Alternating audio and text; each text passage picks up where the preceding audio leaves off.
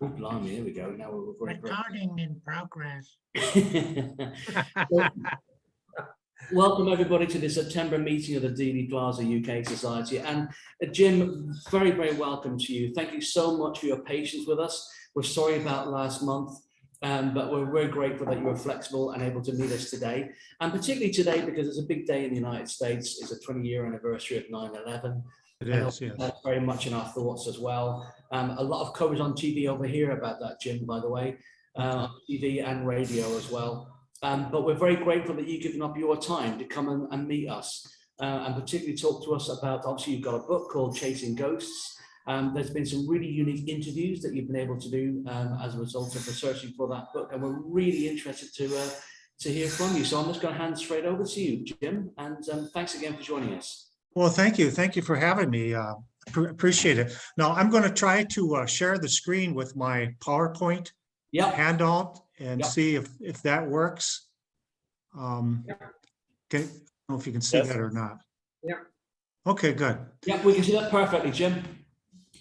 Okay, well, let's go ahead then. And I'm open for questions at any time. You know, we can have questions at the end, but anytime I say something during the presentation, just go ahead and let me know. We can talk about it. So I think we're all familiar with the existing resources out there, but I just need to acknowledge that. So I'm going to quickly go over that. We're going to talk about the Warren Commission report, the House Select Committee on Assassinations that took place in the 1970s. And then I'm going to go into my own personal research, the interviews I did. Sam, a Texas businessman I spoke with a few times. Colonel Fletcher Prouty, who I corresponded with for a couple of years. Former CIA directors William Koepke and Richard Helms. And also my FOIA. FOIA is Freedom of Information request, where you can request information from the government. And we'll talk about all those. Just to give you some background on how this started. This started for me back in the 1990s. So I've been at it 25 years. I used to run a mental health center here in Minnesota, and it was pretty stressful. And I would come home at night and I would sit around thinking about my work, and that's not healthy. So I decided to find a hobby, and I looked into a number of things. I couldn't find anything that interested me. And one night, my wife said, that movie JFK is playing at a local theater. It had been out for quite a while. And I thought that might be interesting to go see. Now, I had heard a lot about this. And here in the States, everything you heard about it in newspapers and magazines was negative. They basically said that Oliver Stone was nuts. He made up most of the stuff in the movie. And I thought, well, regardless, I'll go look into it. I did not know much about the assassination at that time. So I went to the movie and I came out of that movie and I said, those people are right, because there was so much stuff that Oliver Stone covered in that movie that I've never heard of. And I thought, if any of that stuff was true, you know, the media would have jumped on it. There would have been some real investigations and we would have gotten to the bottom of it. So I said, you know, this would be a great hobby, and it'll probably take me a month or so. I've been doing it for 25 years. But I thought I would, you know, pretty readily find out that Oswald was the lone assassin, and that, gosh, the government would never lie to us. So I started looking into it. So I read the existing research, started with the Warren Commission. We have a local library that has actually all the volumes, the 20 plus volumes of the Warren Commission report. So I went through those. And my first impression was that everything the critics said about the Warren Commission report was right. It was just a mess. I thought it was, I've taught writing for a number of years. It's like it was written by someone in grammar school. It wasn't very well organized. There was no index, so he couldn't look anything up. He couldn't find anything. So I found that pretty disappointing. After that, I started reading all the books, and we all know there's hundreds of books out there. I probably read about 100 books. And everyone seemed to have their own theory, and they would pull out bits of evidence to support that theory. And that was interesting, but that didn't really satisfy me. Well, then I realized that many people who held positions of power back in the 1960s were still alive. So I set out to contact them. I cast out a really wide net. You know, everybody who held any kind of position of power in the Kennedy, Johnson, Nixon, White Houses administrations I contacted. So again, just to conclude with the Warren Commission, they said that Oswald shot JFK, that he acted alone, and oddly enough, they had no motive. And you know, one of the main things when you do a murder investigation is you find out what the person's motive is. They admitted he had no motive. And then at the end of the Warren Commission report, they said that Jack Ruby loved dogs. And I thought, what an odd thing to say about the most important murder investigation in the history of the country. And to me, it was almost like someone was trying to clue you in that there was something wrong with this report. So I'll just go over the basic stuff that we all know here. There's a picture of the school book depository, the arrow where the shots allegedly came from.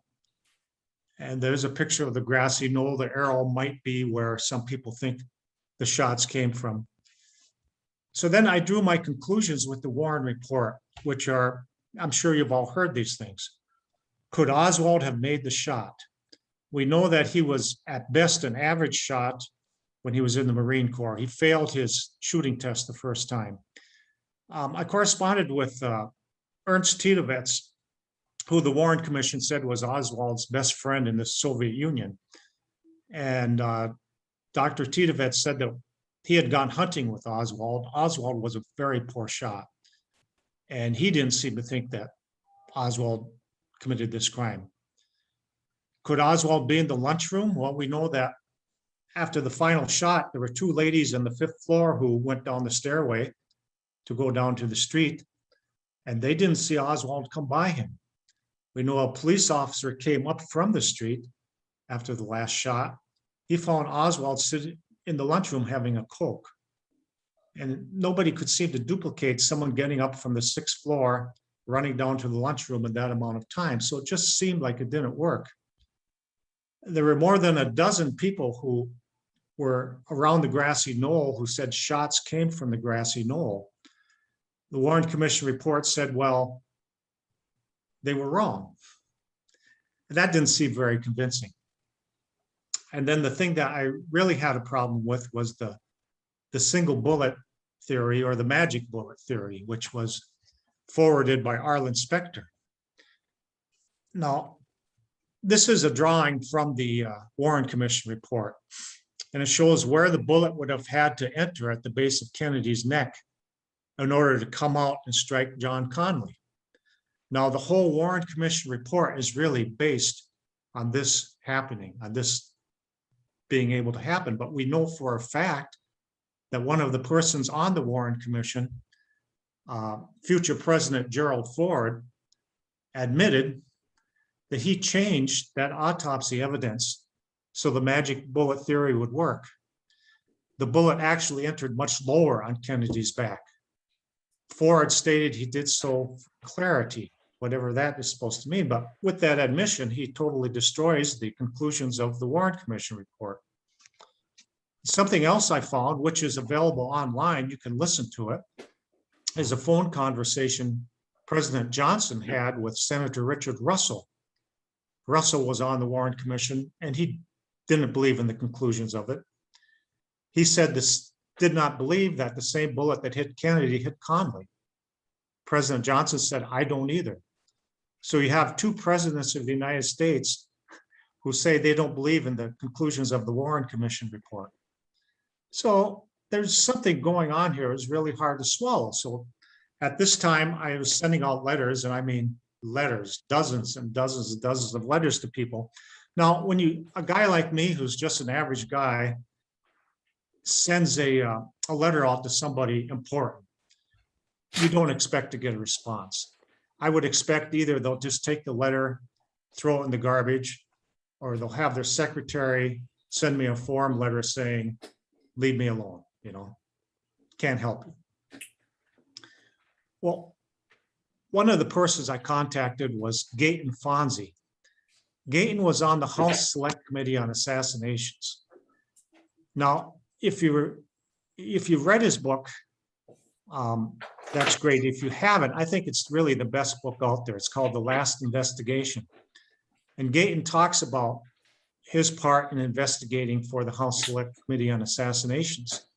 He said everything started to fall apart when they began to investigate the CIA connections. He said there was a CIA agent found breaking into the assassination files in Congress. The person was found by security, arrested. When they approached the CIA and said, why is a CIA agent breaking into our files? The CIA said, gosh, we don't know. You'd think they would be more concerned. There was a tape recording made by a motorcycle policeman on the grassy knoll that indicated there were at least 4 shots.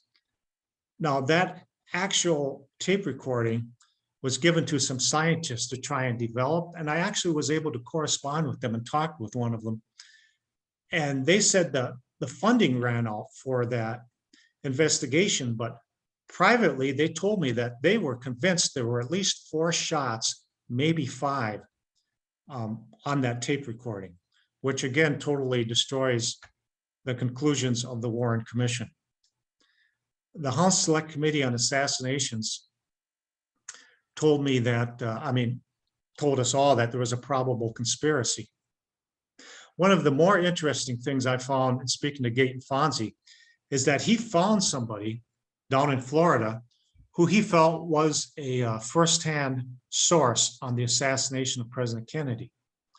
And when he revealed that to his superiors, that this person, could give us incredible information on what really happened with the assassination, he said a Treasury agent, this is an agent of the American government, showed up at his doorstep and took possession of that witness away from him. And he never saw the witness again. Again, very, very odd goings on. That's important. That will come up again later in my talk. So one of the first people I was able to get in touch with was a Texas businessman. I refer to him as Sam. That's not his real name. So we talked a few times on the phone. He told me there definitely was a conspiracy. He knew some of the people involved. Now, I worked in mental health for many years. And, frankly, a lot of the people who contacted me out of the blue, they weren't right in the head. And I tend to be very suspicious about anybody who tells me things like this. And that's how I treated the information that Sam was giving me. But then he told something that really made me angry. He told me that LBJ, the President Johnson, was responsible for Kennedy's assassination. Now, politicians, whether you like him or whether you don't, that's a heck of a thing to say about an American president. And that made me angry when he said that. He also told me something I'd never heard about. We had a United States senator from Texas by the name of John Tower. Now, he was killed in a plane crash back in the 1980s.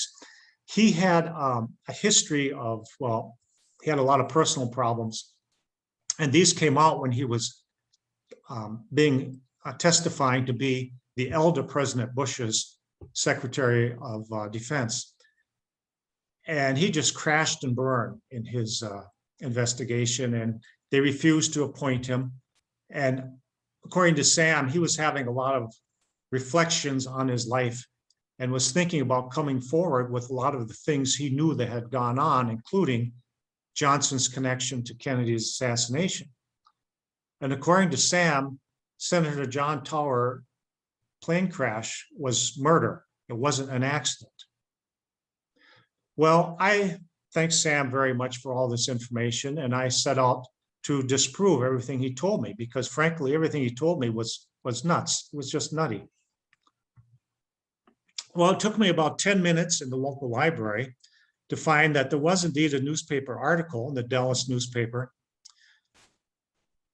buried, not on the front page, surprisingly, about LBJ's connection to the murder of President Kennedy. This was a gentleman by the name of Billy Saul Estes, who was a known felon, convicted criminal, who gave a very thorough and very detailed description of Johnson's connection, not just to Kennedy's murder, but to other murders that took place when President Johnson was a senator in Texas. So that was interesting. That caught my attention because that seemed to at least confirm some of what he told me. The article also said that there was a United States Marshal retired by the name of Clint Peoples. Clint Peoples said he believed the testimony that was given in front of the grand jury, and he made a public announcement that he was going to investigate. Shortly after that, Clint Peoples was found dead in a one-car accident on a lonely country road in Texas. I spoke with a mortician who was at Clint Peoples' funeral, and he said it appeared to him that Peoples' wrists had been bound prior to death. Now, I don't know much about that, but he said if you bound someone's hands when there's still blood flowing through them, the marks would be different than if the person is already dead. So he said it was clear to him that Peoples' hands must have been bound at the time of the car crash. I thought that was really interesting and really pretty scary too. Well, I set out to disprove the information he had given me. And in the meantime, I was contacted by a gentleman who insisted that he remain anonymous. And, you know, I was always uncomfortable with this. I had many people who would talk to me only if I would agree to keeping the identity private. To me, that takes a lot away from it because, you know, you can make any claim that somebody told you something. There's no way to back it up. But anyway, this gentleman told me about a friend of his called Wally Engel. He said that back in the 1950s, Wally Engel worked for then Senator Lyndon Johnson. And Wally Engel confided in him that Johnson was involved in many illegal activities. When Johnson became vice president, was elected vice president in 1960, Engel said, I just can't be involved with this anymore. He quit his job and moved to California. Shortly after that, he was found dead with a gunshot wound. According to the newspaper, the gun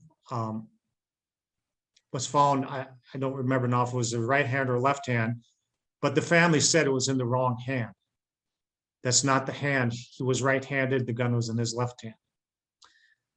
Lyndon Johnson appointed his cousin to travel from Texas to investigate. So they took the investigation away from local law authorities and they ruled it a suicide.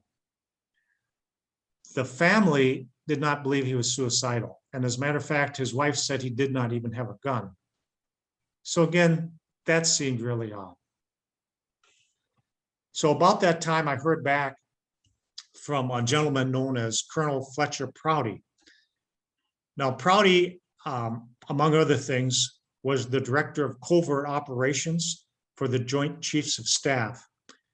If you've seen the movie JFK, he was portrayed in that movie by Donald Sutherland.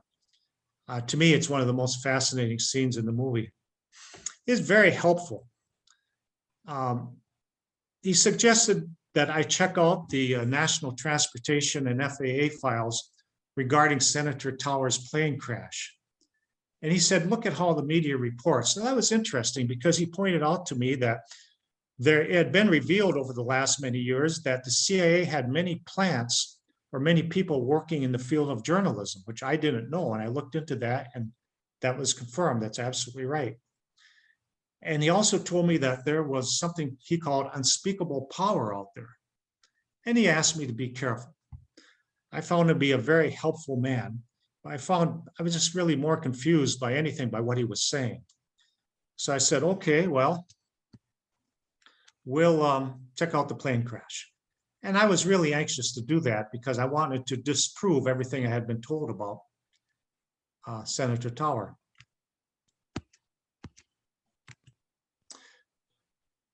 So I went to the library again and got some newspaper articles, and the media was very clear. They said that Tower's plane had crashed due to engine failure.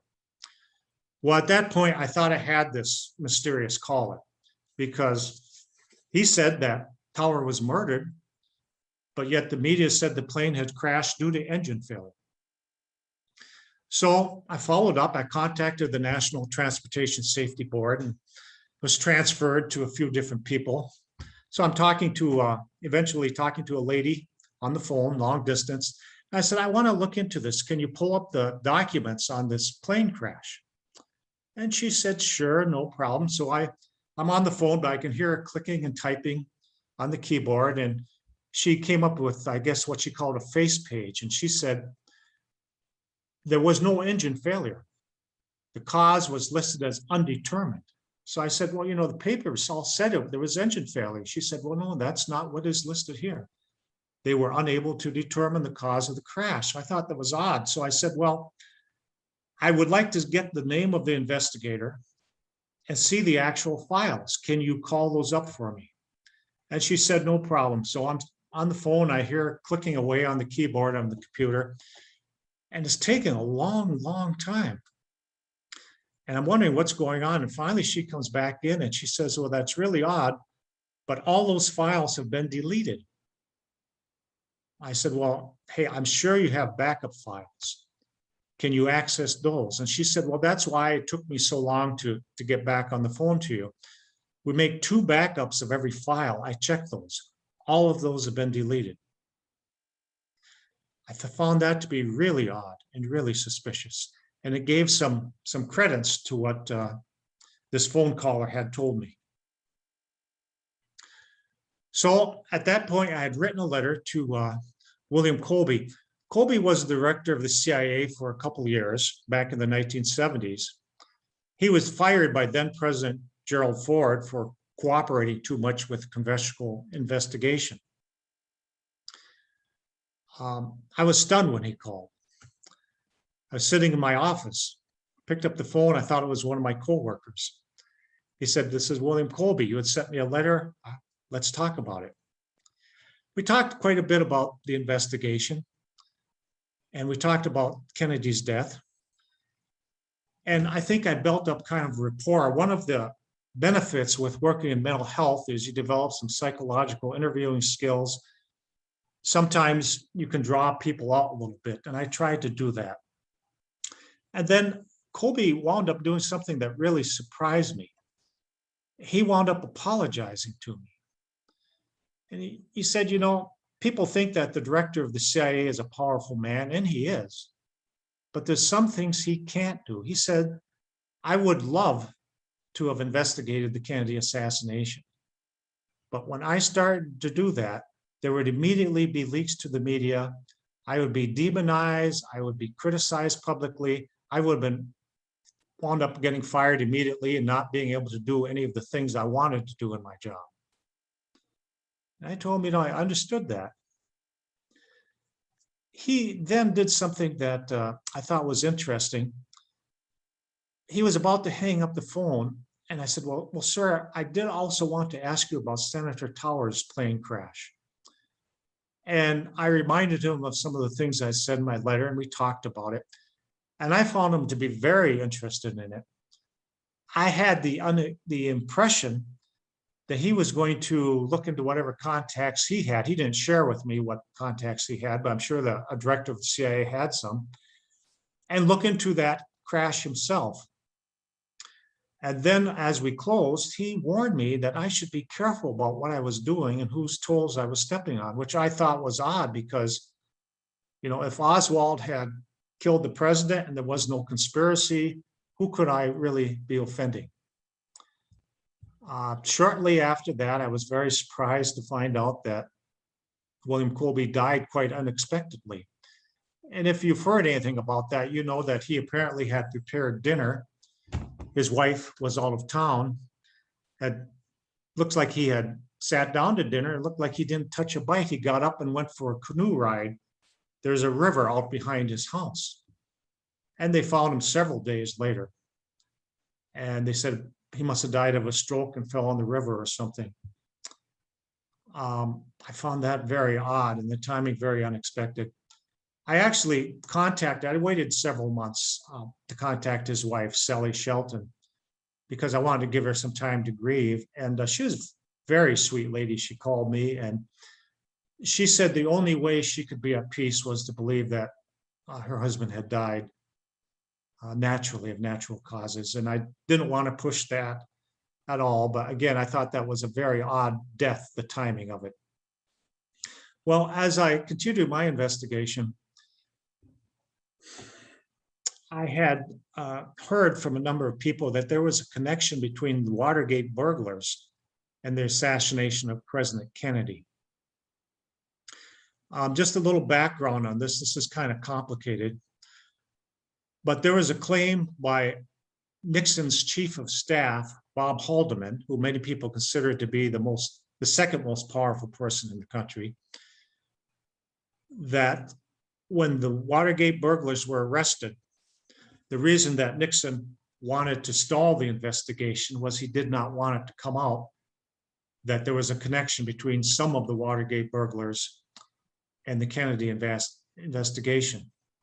He had told his chief of staff, Robert Haldeman, to meet with the CIA director, who at the time, this was Richard Helms, and tell him to get involved in trying to stop the investigation of the Watergate burglary. He said, just tell Richard Helms this will bring up the whole Bay of Pigs thing. Well, Haldeman didn't know what that meant, but he did what he was told. He told CIA Director Richard Helms, the president says this will bring up the whole Bay of Pigs thing. According to Robert Haldeman, Helms absolutely lost his mind when he said that code word and started screaming and shouting. Haldeman claims he later found out that Bay of Pigs referred to the people involved, the Cubans involved in the Watergate burglary, who were also involved in the Kennedy assassination.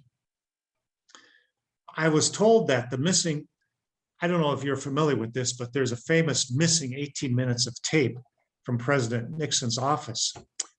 If you play the tape recording, they're talking about different things, and then all of a sudden the tape goes blank, and 18 minutes later, you can hear voices again. I was told that there were copies made of all the tapes recorded in the president's office, and that a copy of that tape still exists. I was led to believe one of the Nixon daughters has a copy of that tape. So I sent both Julie Eisenhower and Tricia Nixon Cox letters, and I was real frank. I said, I'm not looking to badmouth your father. I respect that he was president of the United States, but if you have those tapes, I would sure appreciate you sharing them. You don't have to give them to me. You can just go public. I never heard back from Julie Eisenhower, but interestingly enough, I got a letter from Tricia Cox, and it was actually handwritten to my address. I still have it if anyone ever wants to see it.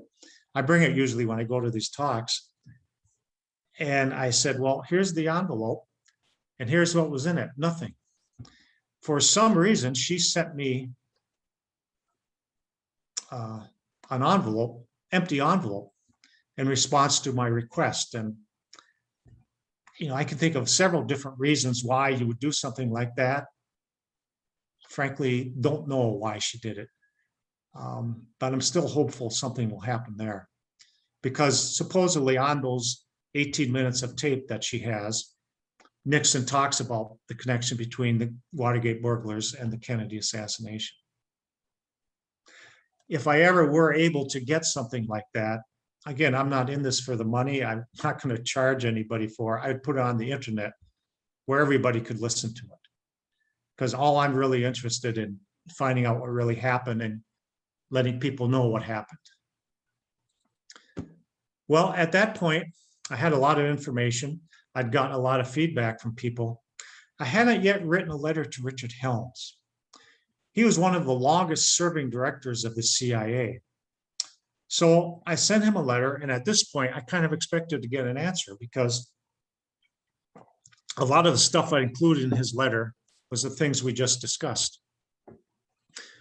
So 3 days after I sent Mr. Helms a letter, I came back from a meeting, sat down in my office. I had a voicemail, And the voicemail was from Mr. Helms. I made a copy of that, so I still have that, so I can prove he actually did contact me. And it was kind of cool because he gave me his private number. And when I called, I got his secretary, and she said, Mr. Helms is expecting your call. Okay. So she transferred me. He picked up the phone. I said, this is Jim Koepke calling. And without even starting with any pleasantries, he started yelling at me and yelling and yelling. And he just really went at it. He was very angry at me. He said, you have no business looking into this assassination. You have no business talking to these people. You need to stay out of this. And he went on and on. Now, one of the benefits I had with talking to him is, again, I had some training in mental health interviewing. And I realized if I started entering into an argument with him, there'd just be more shouting and he'd wind up slamming the phone down. We wouldn't get anywhere. So I let him go on and on. When he talked to me, he was in his 80s. And I could tell he was running out of steam. He was running out of energy. So I just let him go. And then when he started to take a breath, I started talking to him, and I started talking to him gently and, saying, complimenting him, saying, a man in your position, you were so important, and those kinds of things to try and get on his good side. And I brought the conversation over to the Watergate burglars. And I said, Mr. Helms, I've heard from people who know that some of the Watergate burglars were involved in the Kennedy assassination and that there was a conspiracy. And then I wound it up by saying, and there were some people with the CIA, probably rogue people, so I did not involve him, who were also involved in a conspiracy to assassinate Kennedy. And he had this huge sigh. He was just like he was giving up. And he said, yes, that's true. It's all true. And I just about fell out of my chair. Now, as much as I wanted to take that and run with it, I had to give him a chance.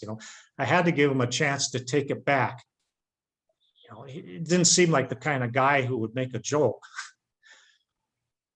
or say something to mislead me. Mr. Helms, do you realize what you just said? There was a conspiracy to assassinate Kennedy. He said, yes, that's correct. He didn't take it back. He confirmed it. Now, if my neighbor says he thinks there was a conspiracy to assassinate Kennedy, that's great, but it doesn't mean anything. But this is someone who was a director of the CIA. That meant a lot to me. He then seemed to catch his breath and threatened me. He said, I'm going to tell you again, you need to drop this investigation right now. Do you understand? I took that as a very thinly veiled threat. And I said, well, sir, I understand what you're saying, but I'm not going to stop my investigation. He said goodbye and hung up. Now, a little over a week after that, I was thinking about everything that happened. And I got a letter. It was postmarked from an Air Force base in Japan. I don't know anybody in the Air Force. I don't know anybody in Japan. I opened the letter and it said, you're being wiretapped. It's kind of weird. And we had all noticed, everyone in my family had noticed that there were some strange noises sometimes when you picked up the phone the last few days.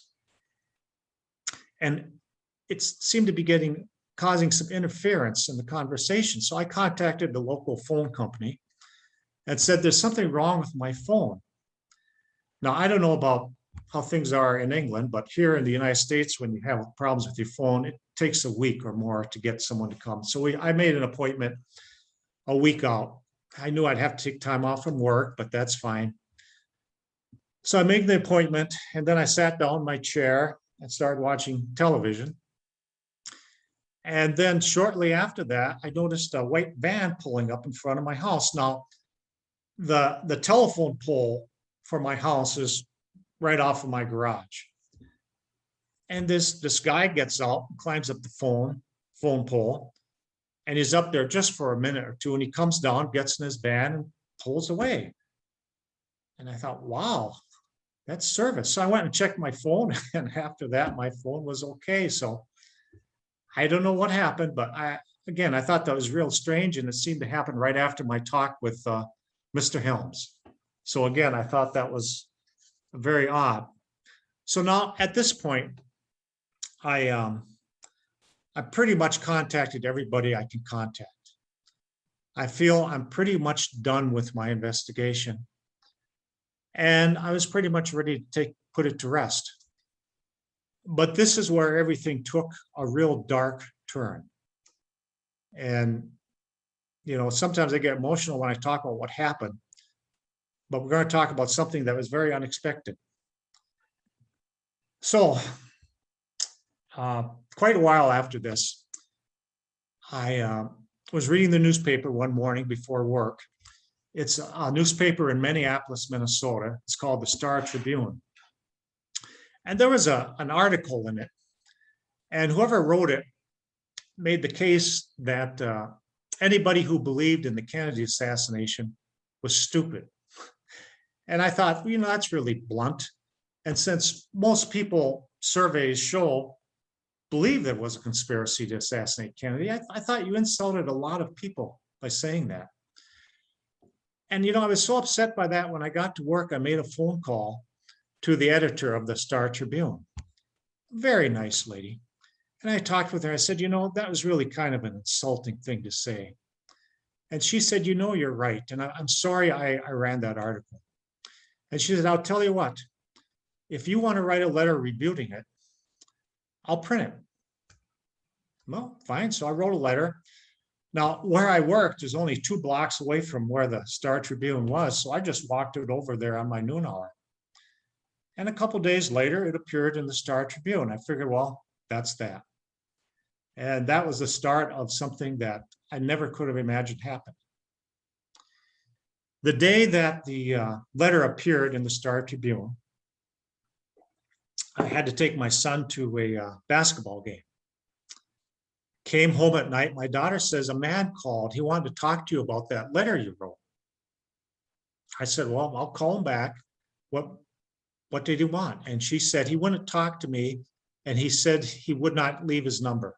Okay, I guess he didn't want to talk to me too bad. So the next day, I took my daughter to something. I came home. My wife said, a man called. He says he called the night before and he wouldn't leave his number, but he wants to talk to you about that letter.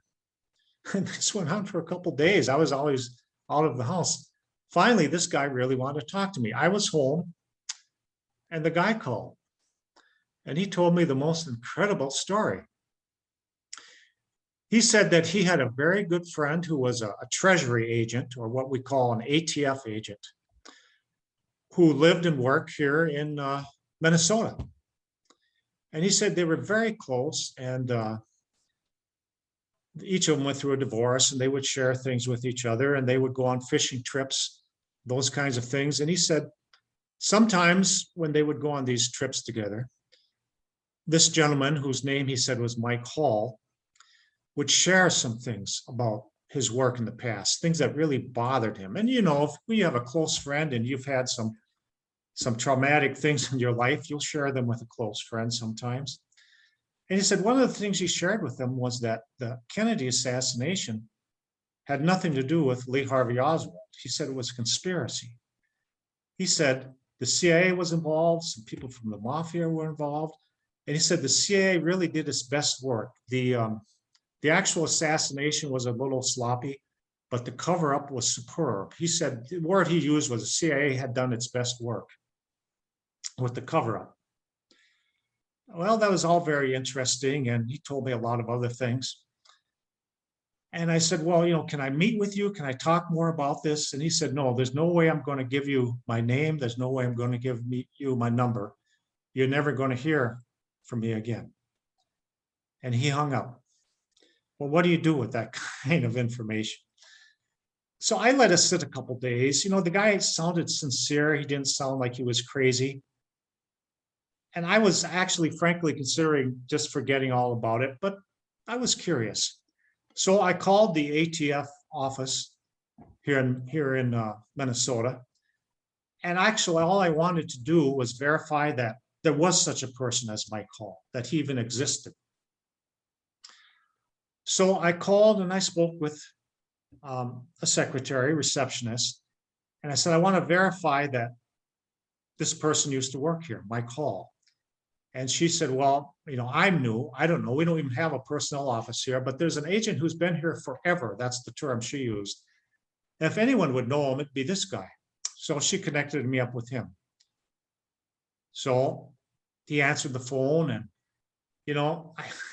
I'm sure he gets all kinds of crazy phone calls all the time. So I wanted to keep it brief. So I just said, I'm just looking to see if you knew of a man named Mike Hall who used to work here. And the agent said, Mike, sure, he was my boss. He was a great boss. Worked here for many years. He's retired now. I said, wow, okay. Do you know where I can get a hold of him? He says, I don't. He kind of wanted to get off the grid, but he gave me the name of Mike's best friend who was still involved in the federal government. He said, you find this guy, you'll find Mike Hall. He'll be able to tell you where Mike is. I said, okay, well, that's as much as I was hoping for. And then the guy said, wait a minute, why do you want to find Mike? And I said, oh boy, he's going to think I'm nuts. So I told him the whole story. He said, yeah, I know all about that. I said, you what? He said, Mike told me about the involvement of the CIA in the conspiracy once, and I wrote it all down. I documented it. I have the document locked in my desk right here. I said, you got to be kidding me. He said, okay. Well, I thanked him very much, of course, and I set out to find Mike Hall. While I was doing this, I realized that the person I had mentioned at the beginning of our talk, Gaten Fonzie, had mentioned in his book that a Treasury agent from Minnesota had come down and spirited away a witness. And I thought, that's got to be the same guy. So I contacted Gaten. And I said, this is what's happened to me. You didn't name the guy in your book, but was his name Mike Hall? And Gaten said that was the guy. And I tell you, it was just like the light bulb went on. It was like, wow, this confirms in different sources that this happened. I knew at that point there had to be a conspiracy because there was too many different people saying the same thing here from different sources. I did everything I could. Now, by this time, I had done a lot of research. I'd contacted a lot of people. I thought I was pretty good at finding people, but Mike Hall was really, really off the grid. I did everything I could to contact him. I contacted everyone I could. I couldn't. So I set out to find this alleged best friend of Mike Hall. I figured out where he worked at a federal agency in Georgia, the state of Georgia, which at one time had been something called the School of the Americas, which did not have a good reputation. I don't know if you've ever heard of that, but they were accused of doing a whole lot of bad things. Anyway, that's where this person apparently worked. So I started calling that federal facility. Called them a number of times, tried a lot of different ways to try and get a hold of them. Just totally hit the wall. They wouldn't even tell me if he worked there. I sent letters explaining what I wanted to do. No response, nothing. This went on for a long time. I really, really was obsessed with finding Mike Hall and with getting hold of this friend of Mike Hall because I knew he could connect me. Well, at the time, there was something in the United States that the Congress has enacted called the Assassination Records Research Review Board. And this was because of the movie JFK that Congress was kind of forced to try and find all the information out there about the Kennedy assassination. Now, I remember that Gaten Fonzie had said that when they were investigating the Kennedy assassination, a CIA agent broke into their vault and went through their files. And we all know there have been many mysterious deaths connected with the Kennedy assassination. So the last thing I wanted to do was do something that would, get someone hurt. So I spent a lot of time thinking about whether or not I wanted to do this. And I kept trying to get a hold of Mike and this best friend of his. And finally, I gave up. I said, well, I'm going to contact this records review board that Congress started. and talk with someone there. So I talked with the assistant director there on the phone. And I told him the information I had. I did not give him the name, but I said, you realize we have someone who held a very important position in the federal government. This is not a nutcase. This is someone who was a bureau chief in the Treasury Department. And he apparently has firsthand information about conspiracy and the assassination of Kennedy. The guy said, we have to talk to this guy. We have subpoena power, we have money, we have investigators. You tell me who he is, we'll find him, we'll subpoena him, we'll interview him. I figured, this is awesome. We are going to find out what happened in the investigation of Kennedy. So I told him Mike Hall's name. I gave him all the information I had about him. The guy said, I guarantee you we'll look into it. You did the right thing. So about a week later, I was in my office at my desk, and I got a phone call from a lady. And she said, I am the wife of this best friend of Mike Hall that you've been trying to get a hold of for so long. He knows about the phone calls. He's read your letters, and he didn't want to get in touch with you. But he wanted me to give you a call today to see if you're the son of a bitch who got Mike Hall killed. Well, I almost fell off my chair. So I said, what happened? And she said, Mike told his wife he was going out for a walk and never came back. They found him alone, face down out in the woods, dead. Coroner said, well, he must have had a heart attack. He was in his early 50s, in great shape. And I can't tell you how devastated I was by this, not just by his death, but by the possibility that I had anything to do with it. I contacted a doctor, a well-known forensic specialist named Cyril Wecht. If you've studied the Kennedy assassination, you've probably heard the name Cyril Wecht. And he was very nice to talk to me about this. And, he had some valid points. He said, well, guys in their 50s who look like they're in good shape fall over dead of heart attacks every day. Could have happened. The issue here is the timing. It happened when he was alone.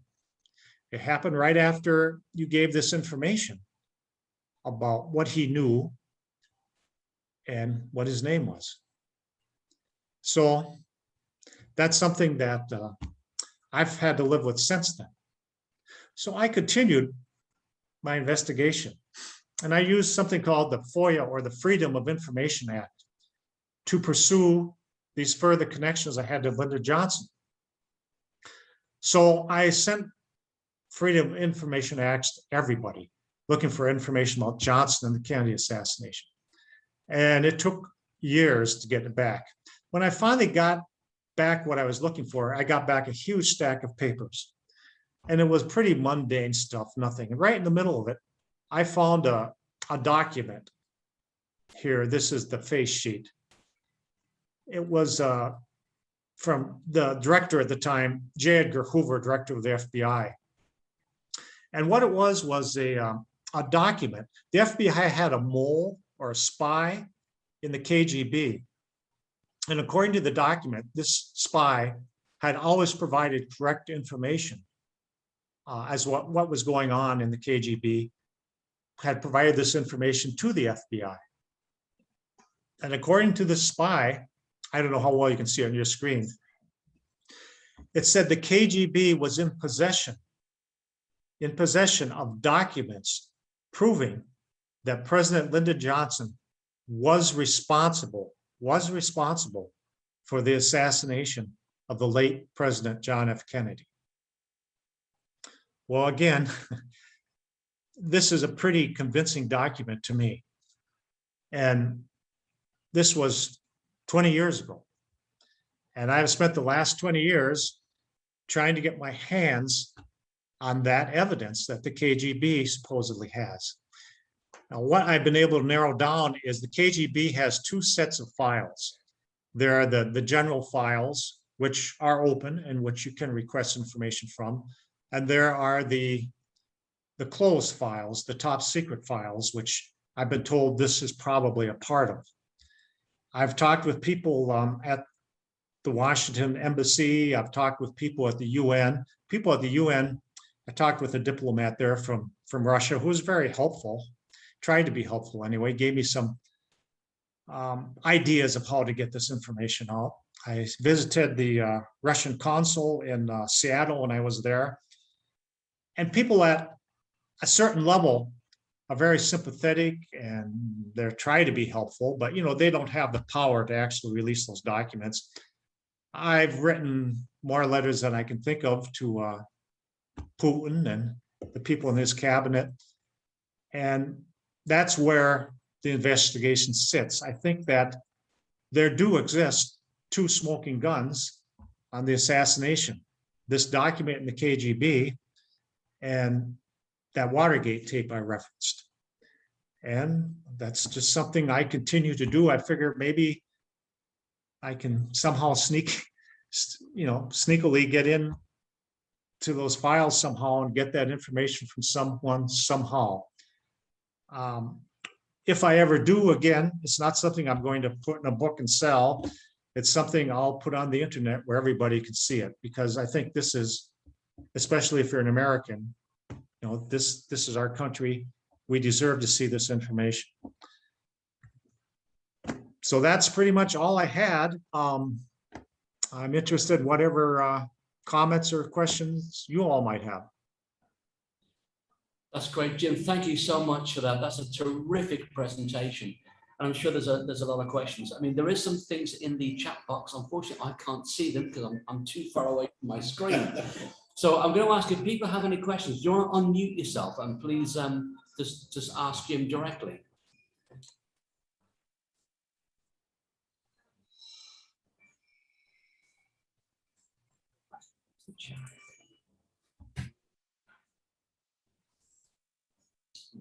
Joseph was questioning what evidence. Yeah, there's a question from Joseph just about what evidence you have to back up any of these claims. I mean, Joseph, I'm not sure whether you want to just unmute and just clarify what claims you're talking about there. Well, a lot of them. I'm sorry. No problem. Go ahead, Joseph. I find it hard to believe that two former directors of the CIA would call you up on the phone. Would you like to hear a recording? Yeah. I don't have a lot of technical skills. Let's try this.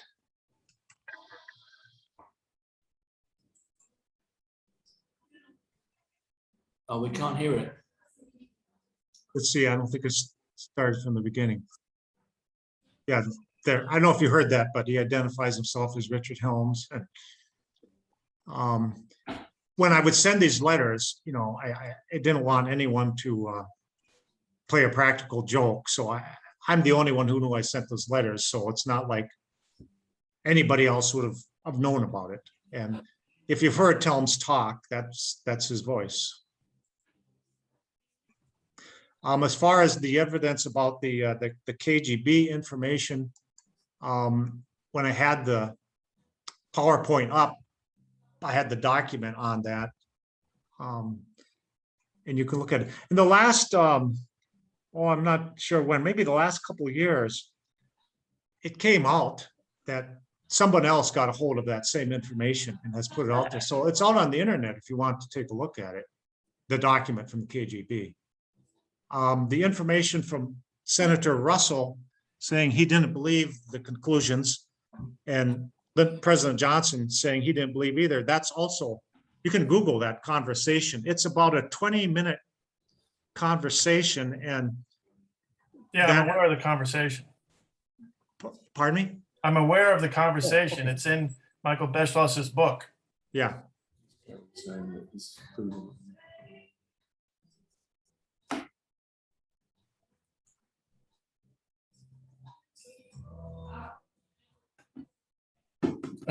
Sorry, Jim, can you see the chat area?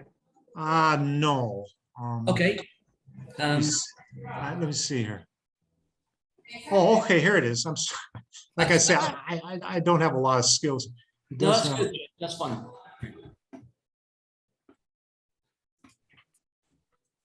Okay. Send this guy is, Don't, So can you read the questions? all I can see is he does have a tape of his answering machine. I can't, From the CIA, Dr. Helms, obviously You're not right. proof. not Obviously proof, but worth proof, something when but- Jim put his ad yeah, in Messenger. yeah. Yeah, I see all that. Yep, yep. Okay.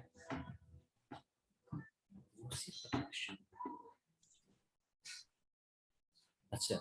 Okay. That's all I have. That's okay. That's all I can see as well. That's fine. That's Okay, all- okay. That's the only question I've got on the chat area. Jim, this is Gary Severson. Hey, Gary.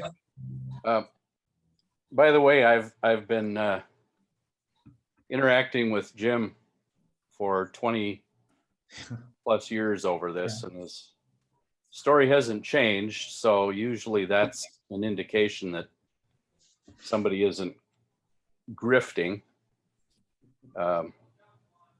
We know people that grift and they change their story every minute. But Jim, I'd like to refer to chapter 9, Deep Throat. Yes. Do you still think that the guy in the White House that self-identified as I think you would say, as Deep Throat is the actual Deep Throat and not the number 2 man at the FBI? No, I think it was a compilation of people. I mean, I only, Woodward and Bernstein be able to answer that, but I think that they combined it. There was, there's just so much funny stuff going on there. I never got that involved with it, but I spoke with a couple people in the Nixon White House, and they all pretty much say the same thing. I just think that tape does still exist, because I spoke with enough people about it that, again, they weren't trying to sell me anything. But apparently that was standard procedure to make to have a copy of the tape. So I don't know. I mean, it would have been easy enough for Trisha Cox to send me a letter saying, I don't know what you're talking about. You're crazy. Leave me alone. And or just say no. The fact that she sent me the envelope kind of acknowledged that she got my question, I guess. But again, I don't really know what to make of it. I think it would shed a lot of light on a lot of things if that, but I understand where she's coming from too. I mean, her kids, you don't want to tell your kids, oh, by the way, your grandfather, well, everyone hates him. And besides that, he also covered up the assassination of American presidents. So I'm not angry with her. I think I understand where she's coming from. Maybe when she passes, hopefully not for a long time, maybe the tapes will come out. I don't know. Yeah. I don't like to speculate. Can you divulge the name of the guy in the White House now? I don't think so. I haven't really checked if he's still around or not, but I can't. But one of the things I hated doing is all this stuff where someone says, yeah, I'll talk to you, but you can't say who I am. And it sounds so mysterious. And it sounds like,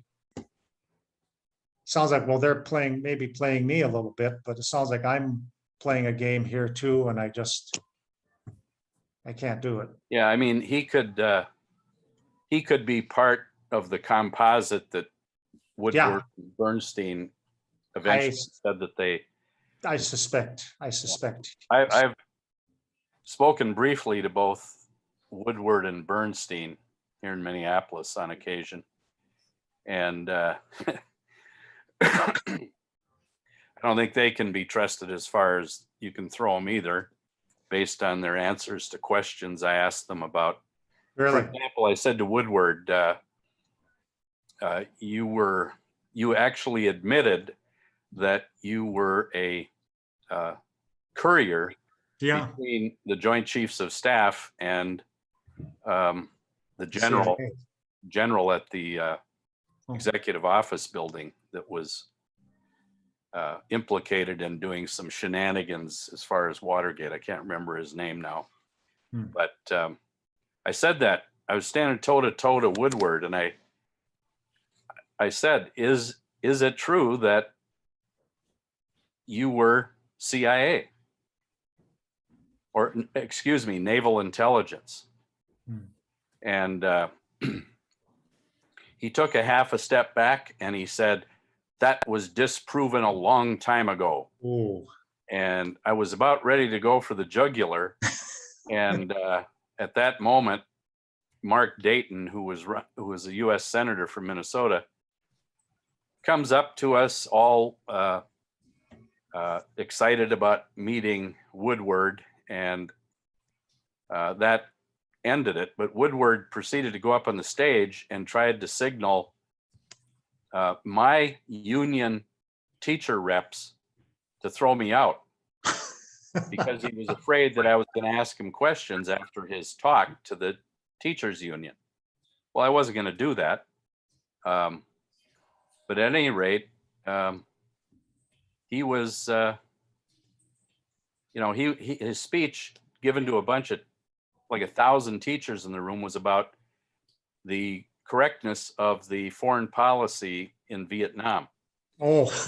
And, he was setting himself up to get attacked, and he probably anticipated that I would. But anyway, the fact that he would deny that he was naval intelligence when he had admitted it to other investigators just made me think that this guy and his, there's the whole theory that Nixon was framed by the ultra right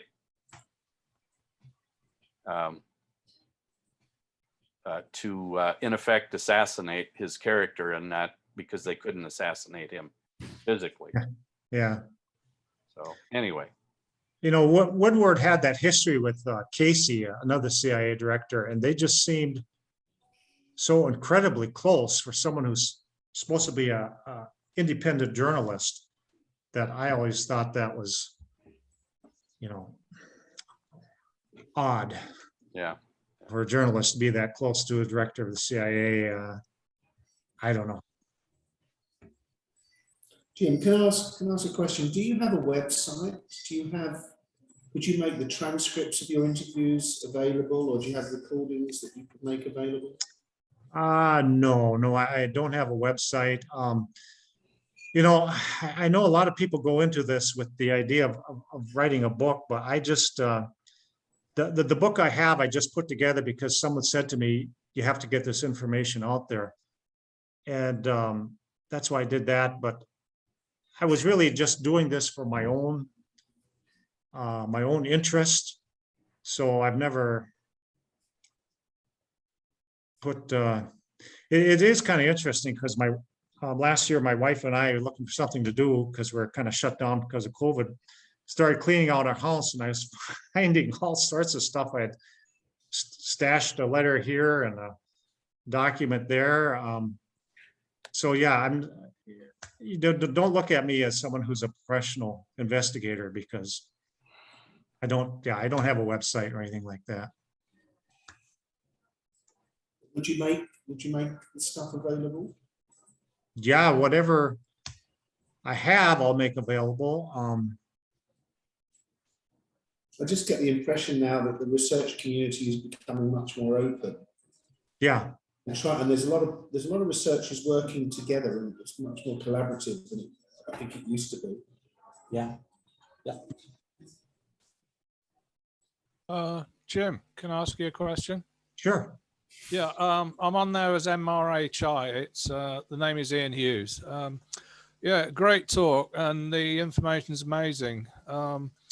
The question I've got for you, because today is the anniversary of 9/11, obviously 20th Right. year now, and I'm hearing the same wall of denial, you know, from the various governments and everybody else, you know, about conspiracy theories, blah, blah. And to me, it's the same with the Kennedy assassination. I mean, because I've been investigating, I'm 62 now, and I've been investigating this since I was about 16. And do you think we're getting any closer to any sort of mainstream acknowledgement, you know, that there was a conspiracy based on the, you know, the evidence that people like you and everybody else has collected? You know, I mean, I heard Oliver Stone's making a new documentary, or he's made one, or he's releasing one, so on and so on. But there's always this wall of denial and the sticking to the official story, which gets more and more implausible as the years go by, but they still stick to it. Do you think there's any chance that, you know, the truth really, or the facts anyway, will come out? Well, I think hopefully the truth and the facts might come out. I think if it does, it'll be discredited. The media, my opinion, the media gave up any integrity they have back in the 60s when there were so many strange things happening with the investigation, and they pretty much ignored it. You know, Jim Garrison's investigation, whether, you know, he had a lot of problems, I know, but the way they just viciously attacked Garrison in the media, it just wasn't right. And you know, hey, if I came out tomorrow, because with those documents I referred to, from if the Russian government were to give me those documents tomorrow, I think I can guarantee you that many newspapers would say, oh, you know, he's crazy, he made those documents up, or the Russian government is trying to trick us, or, you know, they would do whatever they could to discredit it. Yeah, thanks. Yeah, I mean, you've confirmed really, because I was living in South Korea 20 years ago when 9/11 happened, you know, and I just saw the way the media was being manipulated then, you know, and it seemed to just mirror what happened with the Kennedy assassination. And today just made me think, you know, I mean, how far have we actually come? But I got to say, I really admire you for keeping on, and please keep it all up. Oh, thank you. I will. Cheers.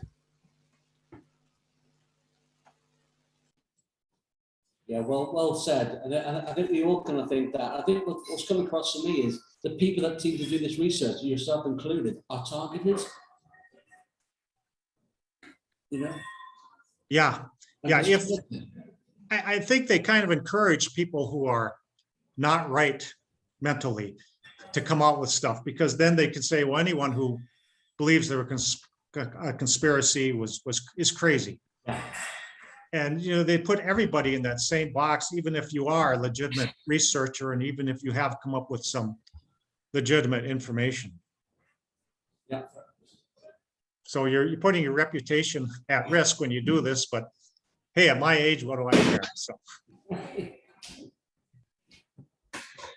Okay. I mean, are there any other questions that people want to raise or discussion points?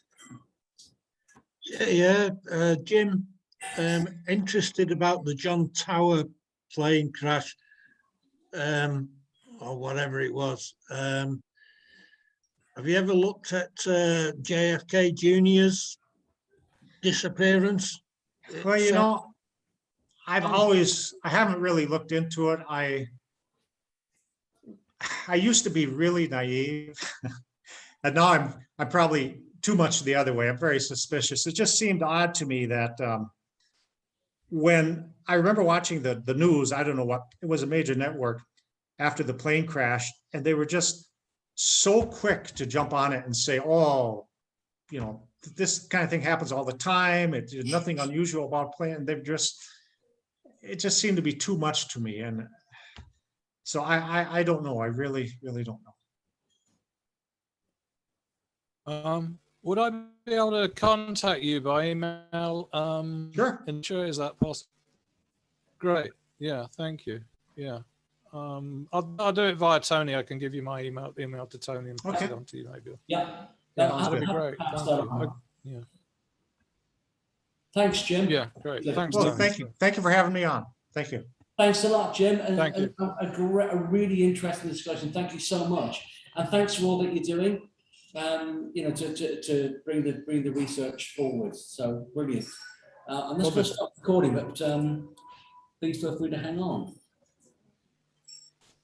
Tony, Yes. could I ask Jim, is he still there?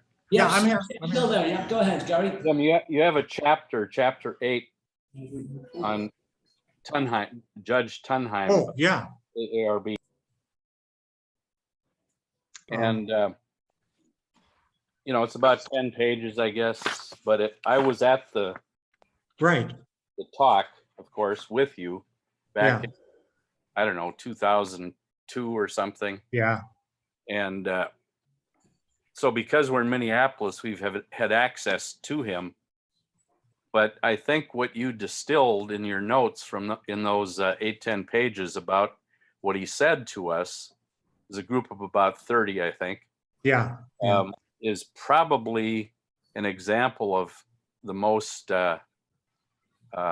visible comments that he made about a conspiracy. Because he, you know, when he's interviewed in public, whether it's, you know, for a local TV station or radio, he really plays it close to the vest. I mean, it's Yes. Yeah. like, I'm a lawyer, I need evidence, which is fine. But then when you get him in private, it's a lot different. Yeah. In private was kind of this group of 30 people we had 17, 18 years ago. And he let his hair down a little bit. And, Yeah. you know, he says things in there about his sense that it was obviously a conspiracy. He told me that the key to getting to the bottom of it is the tape recordings from Mexico City. Oh, okay. Aren't available, but he says somebody has them. And so that could very well be his behind the scenes focus. So again, he says things in private that make him sound like one of us conspiracy investigators. Yes. Yes. Interesting. Yeah. You know, he gets a bad, because of his public persona, investigators, you know, are ready to criticize him and shoot him down totally as one of the conspirators of the cover-up. But when he talks the way he did in the notes that you produced in your book, you get a totally different picture. Yes. So thank you for that. Yeah, so Jim, so I went to the loo, so I don't know if this question was asked, but so having researched this for God knows how many years, and I haven't read your book, but are you an LBJ did it guy or CIA did it guy? What's your sort of overriding conclusions? And you mentioned the Cubans, of course. Yeah, no, Watergate. So did you see the Cubans as the executors of it rather than higher level? Yeah, I am an LBJ did it guy. I've seen too much from too many different sources. It seems clear to me that he was involved in some nefarious stuff back when he was a United States Senator. You know, somebody, Barry Goldwater, once said, Barry Goldwater was a United States Senator, said that it's amazing how much money Lyndon Johnson, or how wealthy Lyndon Johnson got while he was president, or something like that. There's just too much out there. And I think it was probably coordinated by somebody maybe who was, let's say, a rogue CIA agent or someone in the military. And I think they probably used their resources. The resources included the Cubans, mafia to some extent. But I think, to me, the thing based on this, regardless of who did it, who had the power to cover it up? Only the President of the United States had the power to cover it up, and that was Johnson. And if he was behind, if he was behind it. Do you think he did it for his own nefarious reasons, either financially or politically, or to stop the investigations, potentially going to jail? Or do you think he did it because he was influenced by, say, the military-industrial complex, and it was a kind of a Texas thing, and the Vietnam issue is obviously very relevant now? Well, I've heard, and you've probably heard this too, that Johnson was in a lot of political trouble. Yeah. Kennedy had told people that he was not going to be on the ticket in 1964 for the re-election. And also, I don't remember who it was, but someone had mentioned to Jack Kennedy that there may be some criminal investigations going on related to Johnson. And Kennedy said he wasn't going to get in the way of those. And I think Johnson knew this. I think Johnson knew he was going to be in a lot of not just political trouble, but also some legal trouble, criminal legal trouble. And I don't know. I mean, my experience is people in Washington know what's going on. And maybe somebody approached Johnson. Maybe he approached somebody. Kennedy didn't have a lot of friends in the intelligence agencies. He had threatened to destroy the CIA. A lot of people in the military were very angry with him over the whole, Bay of Pigs thing, not invading Cuba. So I think there were a lot of people who, Johnson realized would be glad to get rid of Kennedy. And what he was doing, what he and Bobby were doing to the mafia, he was destroying the mafia. So I think there's no shortage of people who would have been willing to step up and help out with the assassination. Do you think that meeting occurred the night before? Was it the night? Yeah. Are you a believer that big place, that big powwow occurred the night before?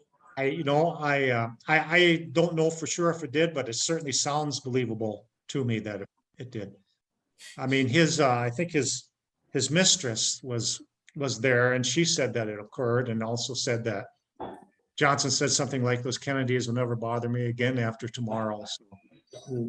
So said Madeleine Brown, but Madeleine Brown. she also changed the story quite a lot. Different versions of it, different people's in attendance.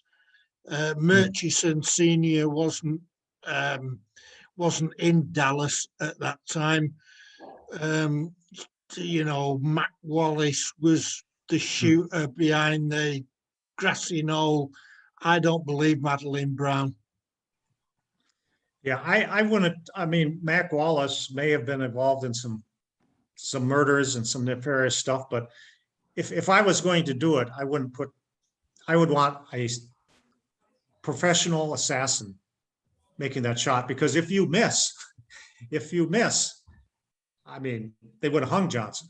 Bobby would have, if Jack still would have been alive, Bobby would have made sure we got to the bottom of it, and they would have hung Johnson for treason, and Johnson knew that. So you would have put somebody really, really good in the position of making those shots. Yeah, Mac Wallace was in California at the time. He wasn't in Dallas either. And neither was his fingerprints on the 6th floor of the book depository, as was testified by Nathan Darby and some other guy, Hoffmeister, I think his name was. They identified the National Archives fingerprints linked to Mac Wallace, but they used inferior copies that held in Austin, Texas or something, and all that has since been refuted. So Peter, you're not a fan of the men on the 6th floor then? There wasn't a man on the 6th floor. There was about the 2 or book. 3. The book, The Men on the 6th Floor. Yeah. Well, you can't go anywhere with that sort of stuff. You just primary evidence. There were plenty of people who testified that there were 3 people with a rifle with a scope on it on the 6th floor. It certainly wasn't Oswald. And, you know, and one guy, dark jacket, horn rimmed glasses. And so everybody said, oh, that's Mac Wallace, you know, and linking that in with Carr's testimony that of the guy coming out the back of the Texas Book Depository and walking along Houston Street and all this. Oh, that's Mac Wallace. Well, you know, we don't know. End of story. We know it wasn't Wallace anyway, but he was definitely a murderer, and he was linked. But you know, he killed Kinser back in 1952, and if he was involved with the killing of Henry Marshall, the photo fit looks like him, but that's, you know, then people, you know, is that on a directive from LBJ, bump this guy off for us, because he's, you know, and all that comes from Billy Celestes, as Jim has touched on in his talk. But you know, it's very weak in a court of law. There's no proof.